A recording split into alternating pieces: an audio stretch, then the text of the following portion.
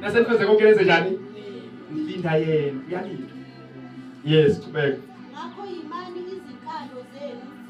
Yimani izinkalo zenu ziboshiwe. Izinkalo zenu ziboshiwe. Inkalo zenu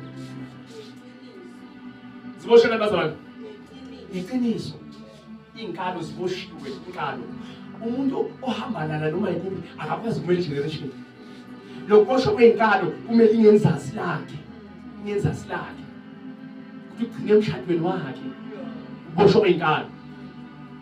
Ziboshwe ngeqiniso ngoba lo mzimba uyithempeli kaNkulunkulu. Nalithi ziboshwe ngeqiniso, wenza leqiniso lokuthi lo mzimba awuso wami uthempeli kabani?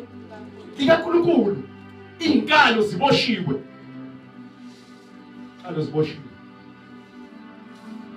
Uyabona bona abanye benza into ezimnandi, bayadansa benzani? Inkalo zakho naziboshiwe.